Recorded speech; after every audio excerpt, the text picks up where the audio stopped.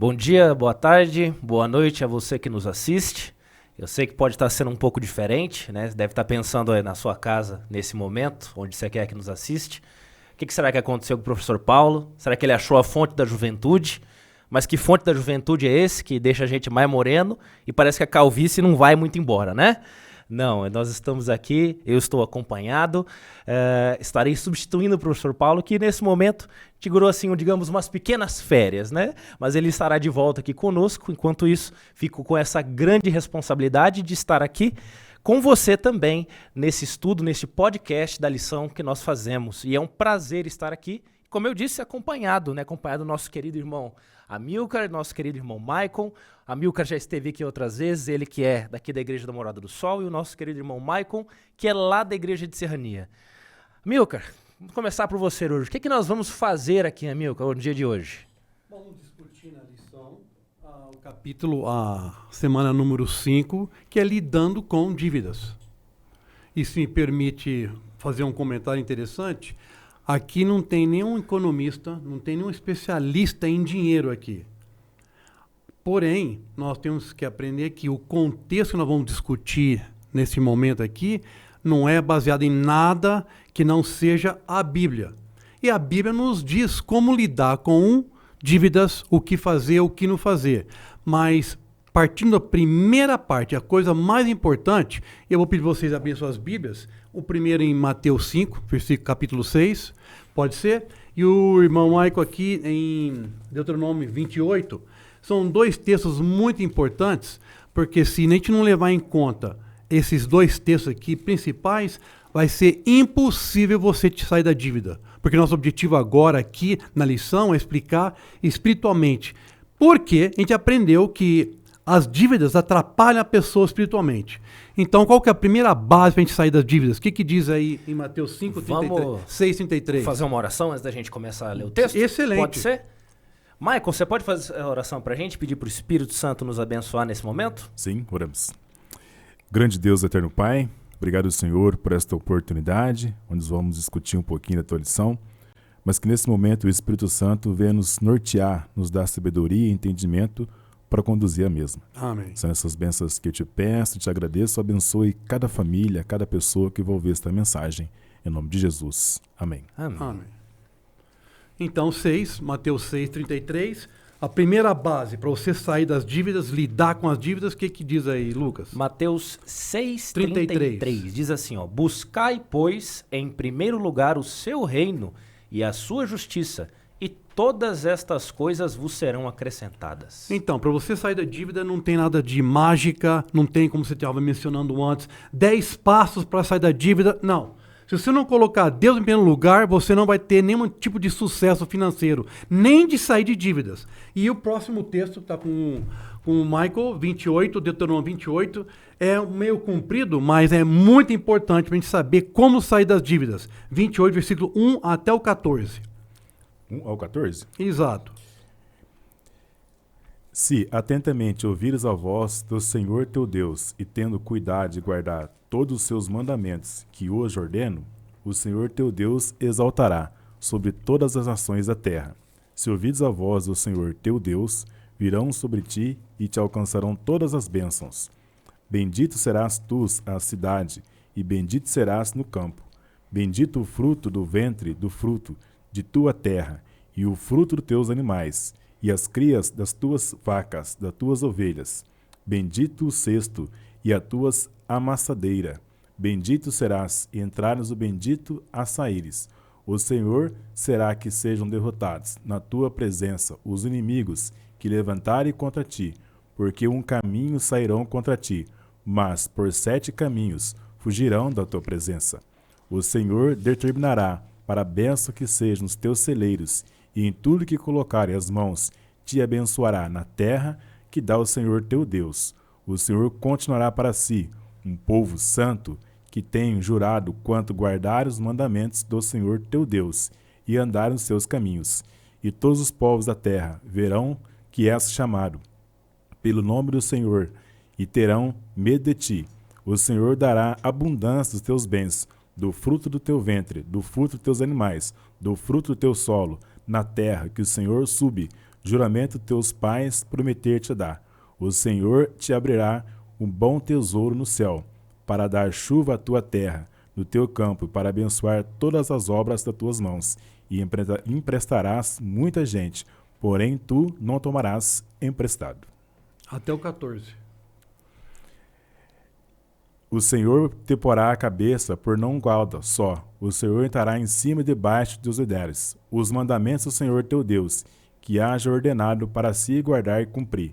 Não desviará toda a palavra que hoje te ordeno, nem para a direita e nem para a esquerda, seguindo outros deuses para os servires. Então a gente percebeu que não tem mágica, não tem 10 passos, não tem um livro de autoajuda que vai te resolver o problema. A primeira coisa que tem que fazer é colocar Deus em primeiro lugar na sua vida. E a segunda coisa que tem que colocar é obedecê-lo. Ele promete, está na Bíblia, é o Deus poderoso, o Criador do universo, ele está te prometendo, você colocando a mim em primeiro lugar, eu vou te abençoar se você estiver obedecendo. Ele te promete, é uma promessa. Quer dizer, você pode sofrer, tentar fazer várias coisas, mas se não começar com Deus, não tem jeito. É aquela expressão que estávamos comentando antes, chamado em inglês House of Cards, ou talvez sinônimo casa na areia. Você está querendo construir uma casa na areia, nada que você fizer vai funcionar para, no caso, tirar das dívidas, se você não colocar o fundamento como for a palavra de Deus, ou seja, buscar o reino de Deus em primeiro lugar. Mas, Michael, a gente leu bastante coisa aqui agora, o Milker fez um comentário excelente, mas eu queria saber de você o seguinte. A gente sabe que dívida é uma palavra recorrente, né? Hoje a gente escuta dívida, ainda mais nesse mundo político que a gente está vivendo, é dívida para todo lado. É dívida externa, é dívida dos estados, é dívida das pessoas. E a gente sabe que a gente também tem dívida nas vezes. Eu queria que você falasse um pouco para a gente, então, como é que funciona essa questão da dívida? Assim, por que a dívida, se todo mundo tem, por que ela é tão ruim para a gente? O que a gente pode tirar aí? E outra, já teve alguma dívida assim que você lembra que foi ruim, assim, que marcou a sua vida, especialmente no momento que você se livrou dela? É interessante esse comentário seu, trazendo um gancho que o nosso irmão falou aqui, o Milker, né? A questão de colocar Deus, né, em primeiro lugar. Eu me lembro de uma dívida que, quando eu fazia o curso de técnico de enfermagem, eu fiz o curso, né, durante o período ali, só que nesse período o que aconteceu? Minha mãe ficou desempregada, meu pai faleceu, e basicamente, assim, eu fiquei o chefe da casa. Então era supermercado, material escolar para meus irmãos, roupa em si, e mais o curso da enfermagem ainda. Portanto que eu formei e falei assim, puxa, eu formei, mas não peguei o diploma porque estava devendo na faculdade. Então foi assim, foi uma coisa assim que marcou a minha vida. Mas nesse meio, né, eu coloquei Deus em primeiro lugar. Eu falei, Senhor, o Senhor sabe o quanto eu luto, o quanto eu batalho, o quanto eu tô devendo. Chegou a tal ponto assim de familiar meu me ligar e não atender o telefone porque achar que era cobrança. Nossa. Mas aí eu coloquei Deus. E quando se trata a questão de dívida, tem que ter 3 pessoas. É você, né, a dívida, mas Deus tem que ter em primeiro lugar. Se nós colocamos Deus em primeiro lugar, a gente como pessoa, a dívida, Deus vai resolver pra gente. Ele promete. Sim, né? Perfeito, portanto, que ele fala assim, isso que no céu tem cada janela. E muitas vezes a janela de Deus está aberta para nós. E se nós somos fiéis a Ele, eu abro a comporta dos céus e encho os vossos celeiros. Quando Deus enche os nossos celeiros, portanto, nós podemos fazer o quê? Ajudar o próximo. Me permita só complementar uma coisa. Não só Deus promete abrir os celeiros em dar você aumentar dinheiro. Ele não promete só isso aqui, ele também promete outra coisa. Ele dá discernimento para você saber lidar, como fazer melhores negócios. Também a promessa é de qualidade de administração, ele promete isso. É isso que eu queria saber também agora, amigo. Porque a gente, né, avançando um pouco aqui, a gente pode continuar nesse tema de dívida, que é assim, o que a dívida, pelo que a gente estudou essa semana, ela é exclusivamente dinheiro? Você pode, a única coisa que tem que você, assim, como você dever é dinheiro ou tem outra coisa assim que a gente pode dever? E eu não tô nem pensando só no caso de Deus, mas eu falo pra gente, pros outros, entre os irmãos. O que isso acarreta na vida da gente quando a gente deve alguma coisa que não necessariamente vai ser dinheiro? O que acontece aí? O que a gente pode pensar? Boa pergunta. Sim. De repente, já abriu um leque, né, para esse assunto. De repente eu devo um amor pro irmão. Olha aí. Mas o que seria esse dever o amor pro irmão? É você chegar na igreja, pegar na mão dele, conversar com ele, dar um conselho para ele, né? Buscando aquilo que o nosso irmão falou, discernimento, sabedoria, né? Às vezes eu devo sabedoria pro próximo, pro irmão ou para mim mesmo. Mas quando eu vou até Jesus Cristo, eu reconheço ele, né, como doador da vida, como doador de todo discernimento, né, toda a sabedoria. A gente vai até Cristo, nós encontramos esses frutos especiais, né? Então hoje a gente vê que, tratando a questão de dívida, mas vê hoje o que falta na sociedade hoje, o que a sociedade deve um para o outro hoje. Ellen White é bem correto em dizer que o amor iria se esfriar. E a gente vê que na sociedade, na humanidade, o amor está descendo devido. A maior necessidade do povo é o amor de Deus, exatamente. Eu gostaria de comentar com relação a esse problema de dívidas aí, que da onde vem essas dívidas? Da onde vem? Você mencionou que estamos devendo, que aliás Paulo fala que não deveríamos dever nada para ninguém a não ser o amor, tá bom? Pois é.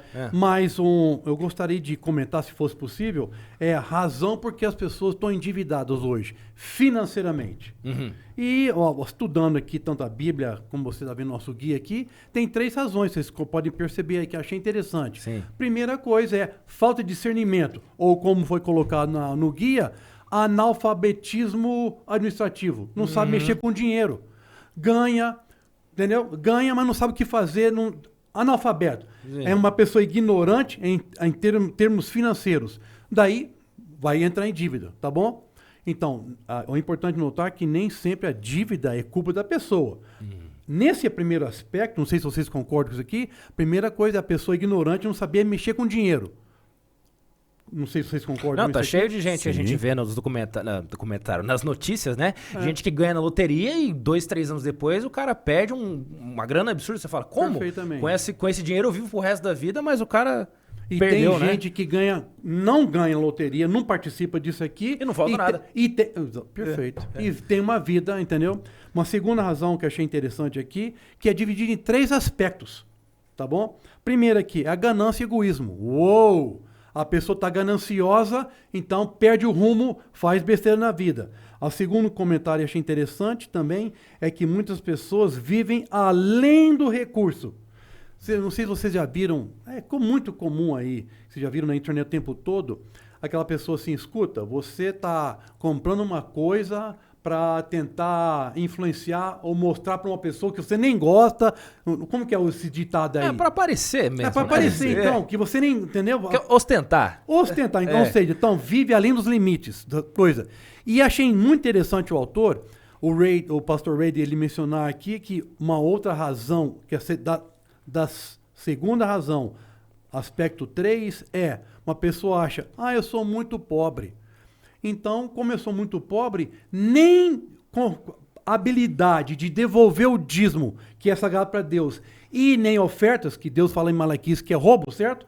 Quer dizer, então eu sou muito pobre, não posso nem devolver o dízimo, nem dar ofertas. O que acontece? A pessoa fica pobre, fica endividada, por quê? Não recebe a bênção de Deus. Incrível, né? A pessoa usa desculpa que é pobre, não posso dar. E daí perde os celeiros de Deus. E o último aspecto que eu achei interessante é que não tem culpa de ninguém. Por causa de doença. Perdeu o emprego, um desastre, caiu um avião na tua casa, você perdeu o negócio por alguma coisa econômica que aconteceu no país, então não é culpa tua. Daí a pergunta é, tem solução para essas coisas? Para os 3 aspectos aqui, para os problemas da dívida, qual que é a solução? E daí a gente volta para o começo lá. Deus não vai te prometer, aliás, Deus nunca prometeu que vai te dar um carro zero. Pelo contrário, Jesus falou assim, neste mundo tereis aflições, mas tem de bom ânimo, porque eu venci o mundo. Então, ele promete para você o pão e a água, ele promete você discernimento e a promessa é um milagre. Ele vai te ajudar a sair das dívidas, se você for, Michael mencionou, for fiel a Deus. pôr em primeiro lugar e obedecê-lo. Ele vai te orientar para sair desse infortúnio que aconteceu. Isso é uma coisa que eu queria perguntar para vocês também, que é o seguinte. Porque a gente tem esse conhecimento e fica sempre essa coisa na cabeça. Até porque os discípulos e Jesus, né? Jesus disse para os discípulos que eles viveriam basicamente das ofertas, da gratidão. Eles dormiriam na casa dos amigos, da bondade das pessoas. E aí vem aquela coisa, então. Então quer dizer que quando eu escolho ser cristão, não estou nem falando de adventista. Quando eu escolho ser cristão, então automaticamente a minha vida está condenada à pobreza? Michael, é possível, então, eu ser rico e ser cristão? Ou a partir do momento que eu sou cristão, acabou, não vou enriquecer, não vou poder trocar de carro, não vou poder comprar uma bicicleta, ter uma coisinha melhor? Como é que é isso aí? Posso aumentar a pergunta? E é pecado ser rico, então? Pois é pecado você trabalhar e ganhar dinheiro? É pecado? Não é pecado. Desde que na nossa vida nós colocamos a essência que é Jesus Cristo. Quando eu reconheço que Deus esvaziou seu próprio bolso e entregou a oferta única, que foi seu Filho Jesus morrer por nós na cruz, né? Eu reconheço que Jesus Cristo passou por aquela situação por mim para me dar a salvação eterna, né? Quando eu coloco Ele no extraordinário, no centro da minha vida. Quando eu coloco Jesus Cristo, quando eu coloco Deus, o Espírito Santo, a Trindade envolvendo na minha vida, né, percebemos que não é pecado ser rico. Desde Nem que... trabalhar para ganhar dinheiro. Sim, sim. Né? Vamos voltar um pouquinho lá no passado, lá no tempo. Quando o povo sai da mão do faraó, do Egito, né? E quando eles estão passando pelo deserto, ali, o que Deus prometeu para eles? A questão do maná. Uhum. O maná era abençoado por eles todos os dias. Deus entregava todos os dias. Porém, Deus falou assim, ó, consuma maná, amanhã terá outro maná. Uhum. Você percebe?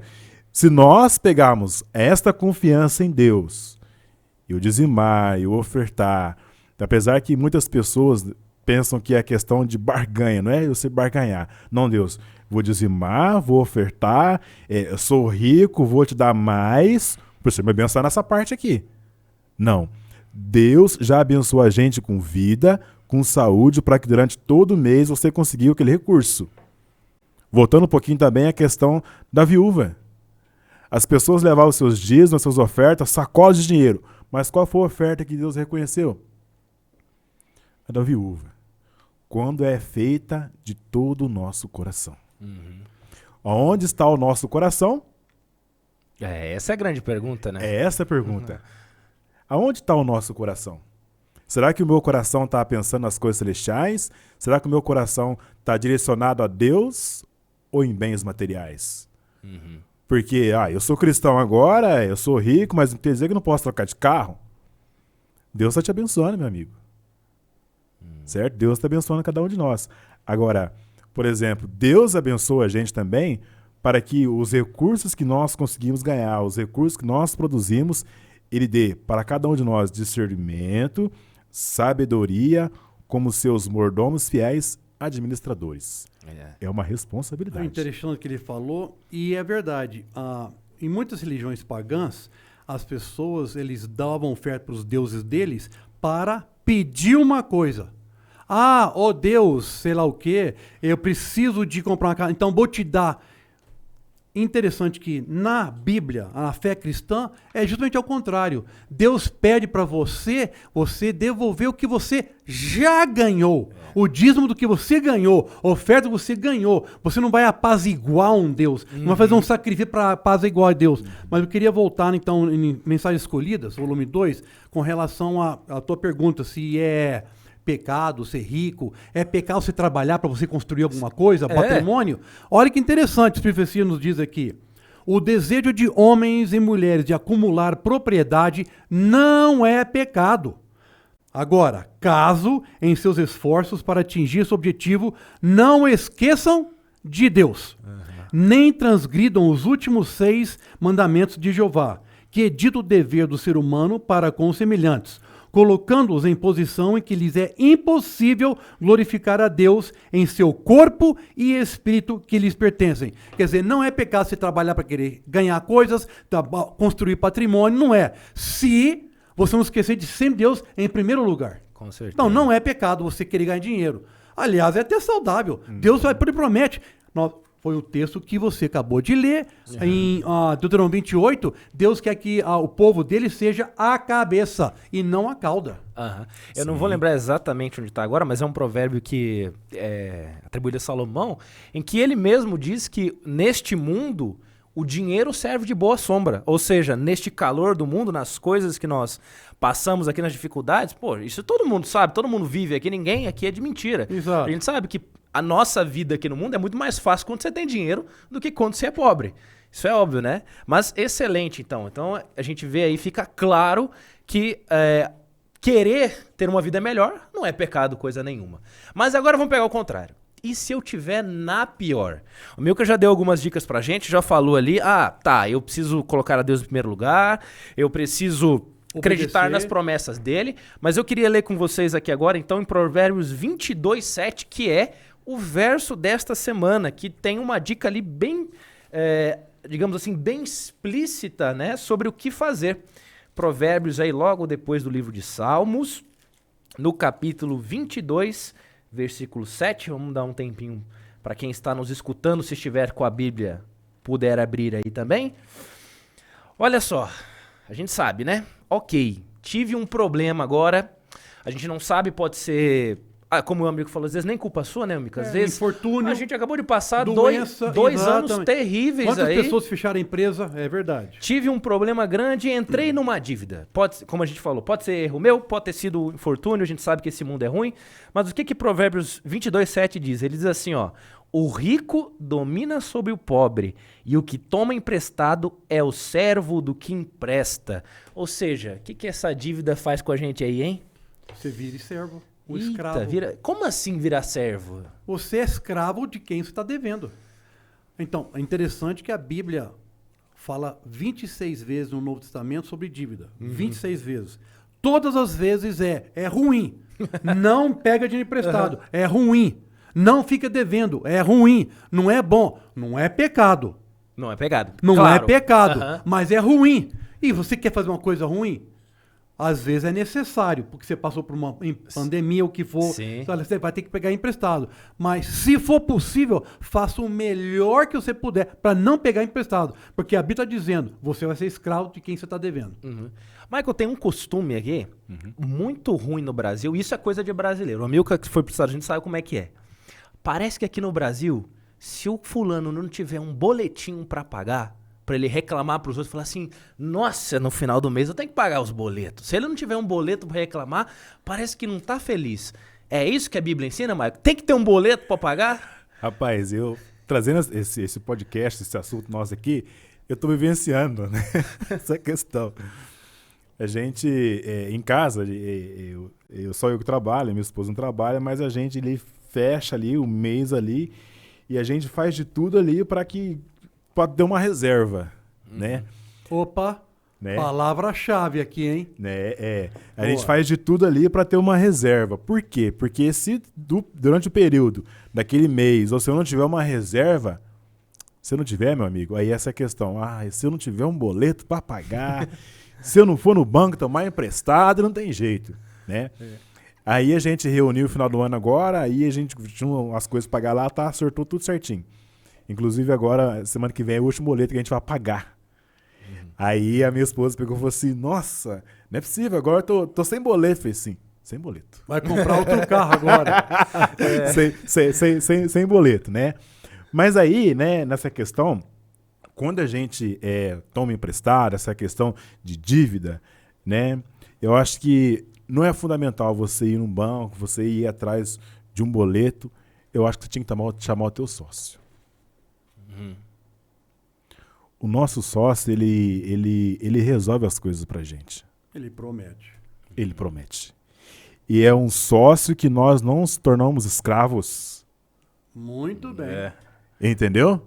Quando nós trazemos Deus. Fala, Senhor, eu sei que o Senhor pode todas as coisas, mas essa situação aqui, Senhor, eu não estou conseguindo, me ajuda, me clareia, me dê discernimento, me dê sabedoria. Quando nós confiamos a nossa esperança, depositamos a nossa fé, a nossa confiança no nosso maior sócio, que é dono do ouro, da prata, dono de tudo, A diferença acontece, se né? torna mais fácil. Amigo, eu queria saber isso de você agora, porque assim, isso não tá na lição, tá? Isso que eu vou perguntar pro você, obviamente não tá na lição, mas tem a ver com a sua experiência, que é quase a mesma coisa que eu perguntei pro Michael. Parece que o brasileiro, ele tem essa coisa cultural em que a dívida, ela parece que se tornou um sinônimo de humildade. Se o cara não tiver devendo, parece que ele tá sendo orgulhoso. Ele tá sendo pedante, porque ele não deve nada. Como é que é o pensamento do norte-americano em relação a essas coisas? Olha, o norte-americano está devendo tudo. Lá tá, porque o crédito é mais fácil que aqui no Brasil. E lá as companhias oferecem crédito facilmente. Então, não sei se vocês estão sabendo, mas os Estados Unidos está com uma dívida interna de 30 trilhões de dólares. Eita. Certo? E o povo lá está todo mundo devendo. A grande maioria da população americana está devendo.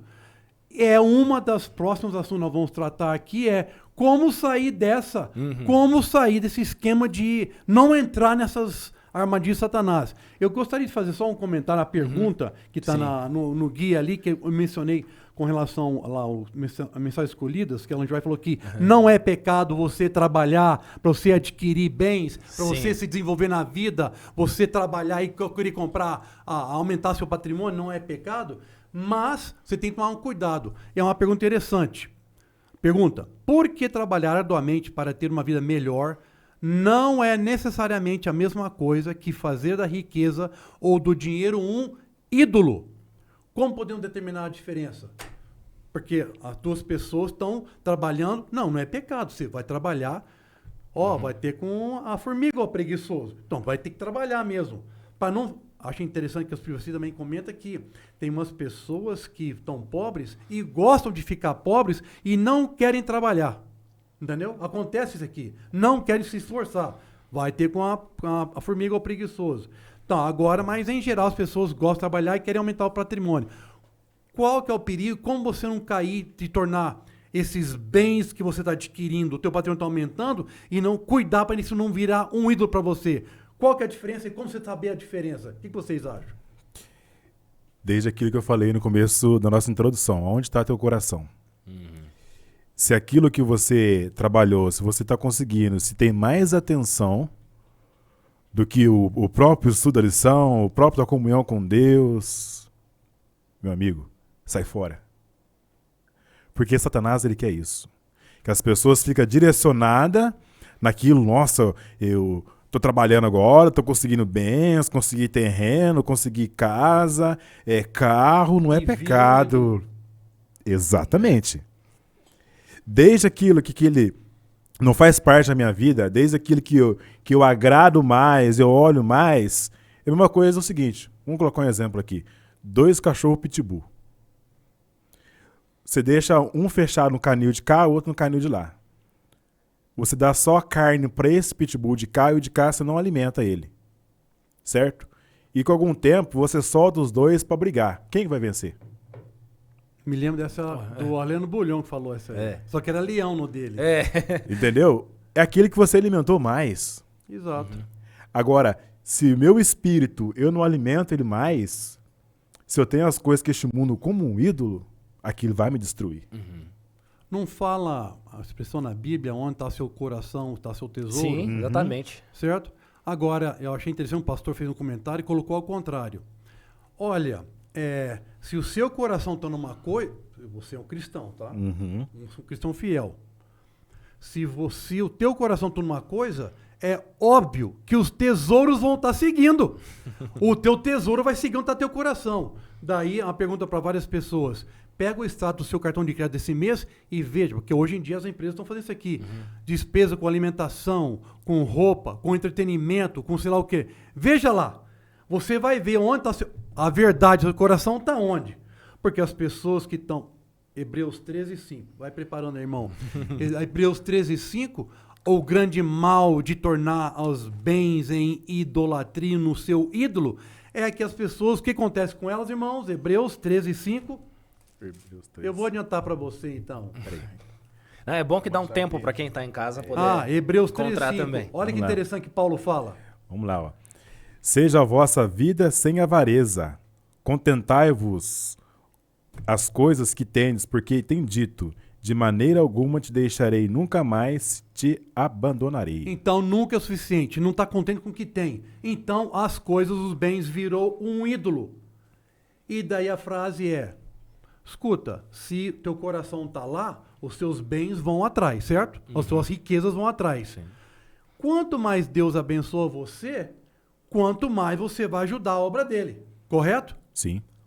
É nítido isso aí. Sim. A pergunta aí, alguma frase que algumas pessoas perguntam é a seguinte: então, por que Deus não está me abençoando mais? É provavelmente que você não vai saber se administrar o dinheiro vai ser uma fonte de te levar para o inferno. Você vai se desviar se você acumular com mais coisas que vai virar o teu ídolo. Então Deus contou, te abençoa nesse aspecto aí. Interessante. Sim. Por isso que nessa questão Deus ele abençoa a gente o suficiente, né? Para que aquilo não possa nos tornar como um ídolo e nos tirar da salvação. Pois é. Perfeito. Entendeu? Volta a falar, bater na mesma tecla. No passado, Deus mandava o maná certinho para as pessoas. No tempo certo, na hora exata, todos os dias. O maná ele não podia esperar para outro dia. Você tinha que saciar dele naquele momento ali. Deus mandava no outro dia. Ele supre as nossas necessidades. Ele sabe o quanto nos abençoa. Porque se ele sabe assim, ó, eu estou abençoando meu filho aqui e tal. Muitas vezes, e várias vezes, o não de Deus é para nossa salvação. É verdade. Vamos pensar agora no seguinte. Beleza, saí das minhas dívidas, segui os conselhos, comecei a trabalhar. Mas olha na minha cara aqui, vocês dois, e fala a verdade. Tem dia que a gente quer trabalhar. Mas é legal todo dia acordar, sei lá, 5 horas da manhã, trabalhar até as 7 da noite? Vamos ser bem sinceros. Se é bom ou não. E não é muito legal, né? Com certeza. Será que tem alguma maneira de eu, assim, dar aquele empurrãozinho pra eu crescer mais rápido? Será que tem algum sistema? Porque isso a gente vê em todo lugar. Você abre o YouTube hoje, as propagandas que passam geralmente, ó, não, você vai fazer isso, você vai fazer dinheiro aquilo, fácil. você vai ganhar tanto sem trabalhar, porque o fulano tá ganhando tanto sem trabalhar, só com o celular. E aí? Dá pra fazer isso? Não dá? É perigoso? É seguro? É perigoso. Vamos colocar uma pessoa assim, que essa é a questão de trabalhar. Vamos supor que a pessoa que já está acostumada há muito tempo trabalhando e tal, de repente vão propaganda. Tem como se enriquecer fácil. Algumas horinhas Entra aí. nesse negócio que vai triplicar o seu dinheiro. Sim, sim. É uma furada. Mas para onde que fala isso aí? Você está falando que, então, a Bíblia está dizendo Sim. que não entra nesse esquema de esquema. ganho rápido. Que não existe isso. Uhum. Entendeu? Não É. existe isso. Sim, aí é uma furada que você acaba entrando que depois você não tem como sair. Eu tenho experiência de vários amigos que já viram na propaganda assim, como ficar rico em 2 semanas.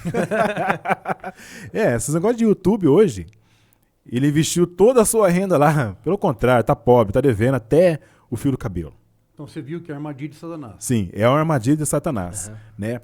Mas aí, propriamente falando agora a questão da lição, a questão da Bíblia, a Bíblia é um GPS que nos direciona os caminhos que temos que tomar, exato, mostra que muitas vezes, nessa questão de você trabalhar, pode ser que o teu trabalho também muitas vezes seja o teu ídolo.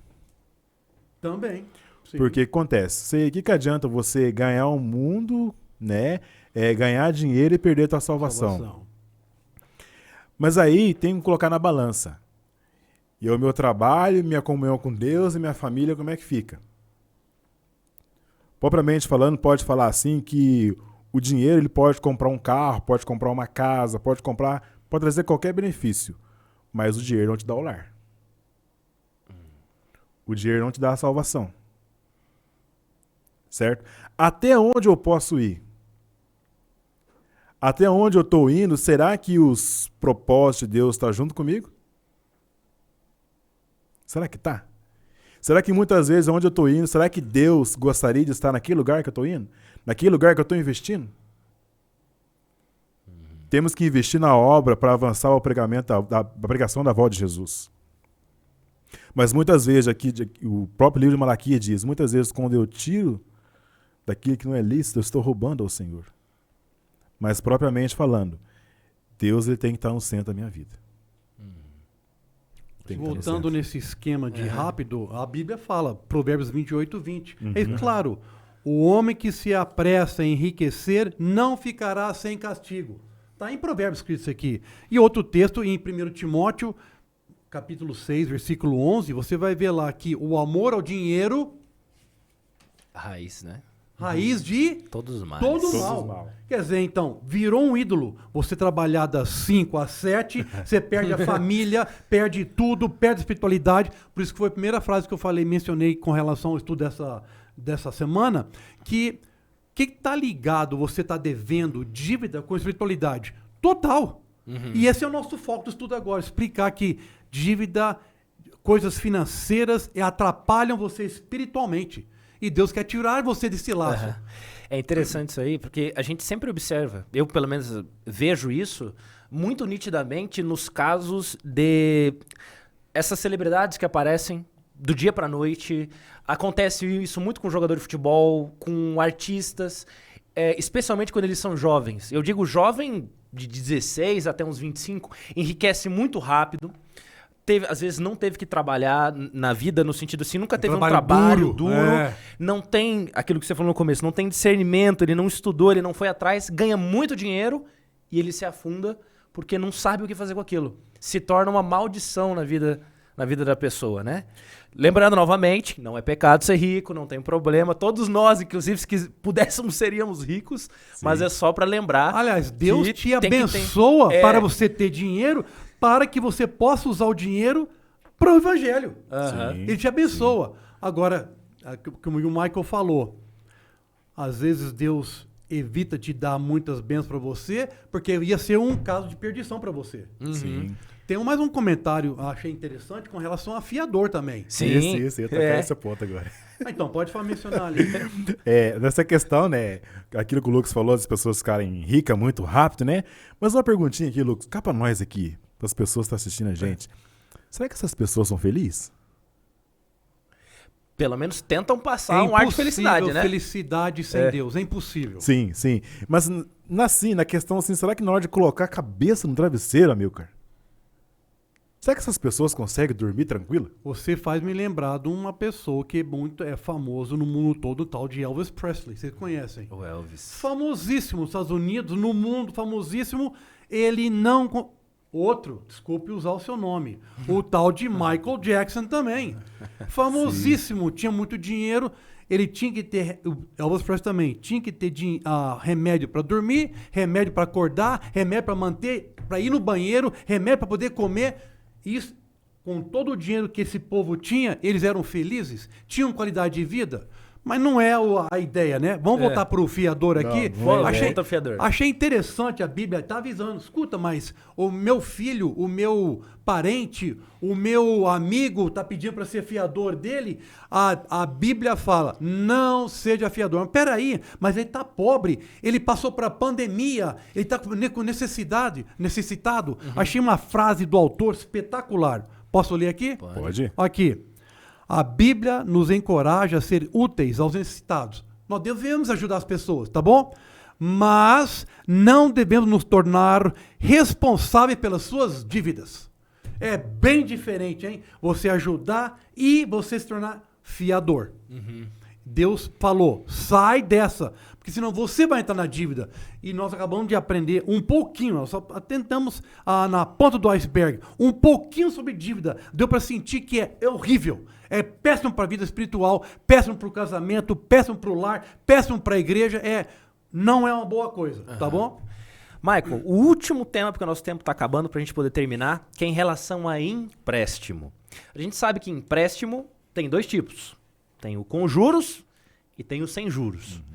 Se eu melhorei um pouquinho na vida, tenho um pouquinho mais agora, um pouquinho mais de dinheiro, um pouco mais de propriedade, seja o que for, eu posso emprestar as coisas para os outros com juros ou sem juros? Como é que funciona a questão do empréstimo? Ou, quem sabe eu numa dívida posso pegar emprestado? Como é que é? Essa questão vou voltar aqui na última pergunta, é a questão da dívida. Eu estou devendo, né, vou lá tomar emprestado. Volta a falar, chama o teu sócio, que é Deus. Ele vai te orientar da forma correta, ele vai te direcionar o que você deve fazer ou não, né? Agora, a questão de, eu tenho um pouquinho mais, né? Eu posso agora, de repente, emprestar alguma coisa, né? E a questão do juro. E ganhar sem trabalhar. E ganhar sem trabalhar. Porque a gente vê essa questão muito disso hoje, né? Mas agora tenho meus bens, eu tenho 5 casas de aluguel, agora estou mais tranquilo, agora não preciso trabalhar mais não, agora eu vou ver do aluguel. Me faz lembrar de um tal de Davi, em cima no palácio. Me Sim, fez lembrar um desse aí. Sim, nessa questão, né? Ociosidade, né? Sim, sim. E a gente vê que, como é que é essa questão de juro, né? Você vai, depende, presta alguma coisa pro teu irmão, mas e o juro? Então, a Bíblia fala uma coisa sobre cobrar juro para irmão que está precisando. Sim. Proibido. Proibido. Não pode cobrar juro para irmão. Para irmão, não.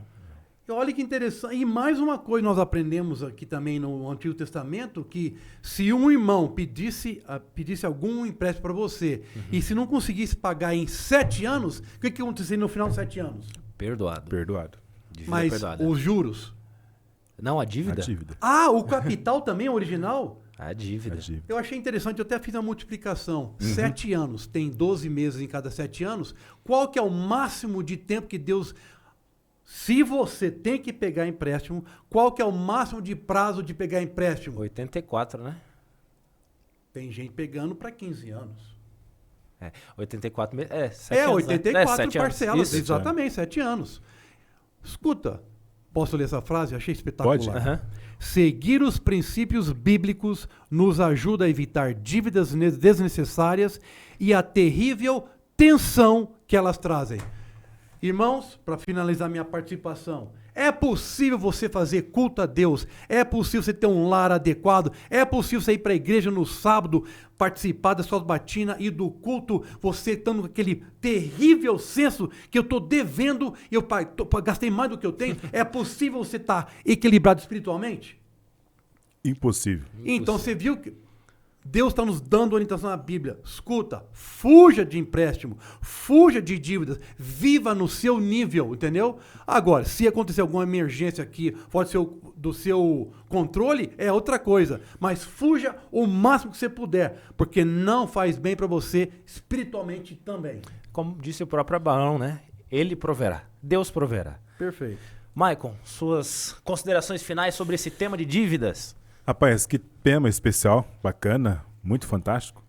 Para a gente finalizar aqui, gostaria de agradecer a oportunidade por estarmos aqui participando, né, desse podcast aqui, da lição. Isso é muito bom, bacana, especial, que as pessoas possam entender um pouquinho mais.